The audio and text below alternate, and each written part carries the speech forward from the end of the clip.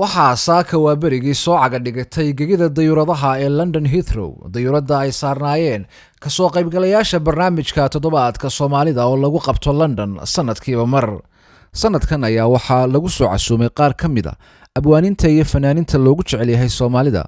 waxaana ka mid ah abwaanka weyn Maxamed Maxamuud Yaasiin abwaan Dheeg oo ah abwaankii sameeyay qaar ka mid ah heesaha ugu caansan heesaha Soomaalida sida heesta caanka ah ee sida canabka beeraha oo ay ku wada luuqeyn jireen fanaanintii waaweyned Maxamed Axmed Kuluc iyo Xaliima Khaliif Magool.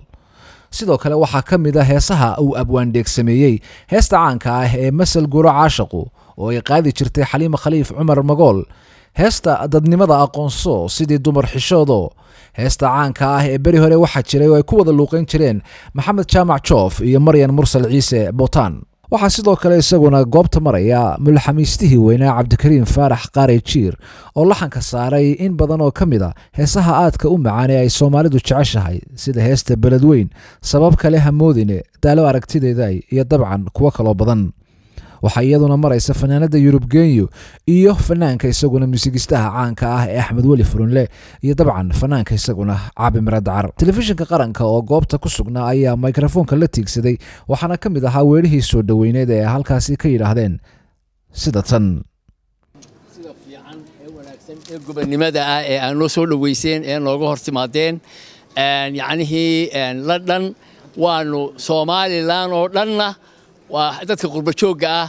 xidig bay ka yihiin ka muuqata xidigaha ka weyn oo dayaxo kala ah ay reelana ka yihiin annaguna warkiina waanu haynay waana idinka muuqata waxaanaanu idin leenahay waanu idin nimi waanu idinla joogaynaa macsuumadda ka wada warhaysaan ee ayaan cashuur iyo jaamac Muuse jaamacay lagu soo casuumeen halkaa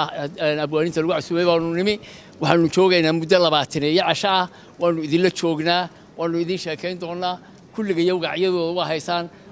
odagan waa xildhibaan Dheeg berigii horena fanka iyo gabayaaga ku jiri jiray markii dambena guursida galay rag ninkana waa ninkii laxamada quruxda badan ka sameyn jiray Cabdikariim Jiir Qaare marka waxa weeye waanu iscarfan doonaa waanu kala maali doonaa xigmadda hadii alla yiraahdo waa wada joognaa. Assalaamu calaykum waraxmatullaahi wabarakaatuh. bismillaahir rahmaanir rahiim. fanku ha noolaado. bismillaahir rahmaanir rahiim. waxaan aad ugu faraxsanahay sida sharafta leh ee loo soo dhaweeyay dhammaan aan idinku mahadnaqayno daan nahay fanaaniinta soo martiqaaday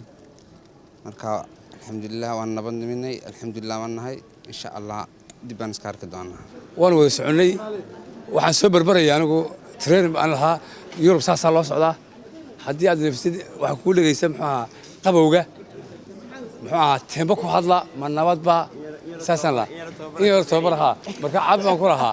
caabiyo anigu halka ma kaga horeeyay xagga soo dhaweysanaa halka ma ku soo dhaweynaya aad ba mahadsantihiin oo soo dhaweynaynaa anna xagga soo dhaweeyay caabi ku soo dhaweey aad baan u salaamayaa dhammaan dhalinyarada halkan maanta lagu soo dhaweysay aniga waa markii ugu horeysay runtaan imaado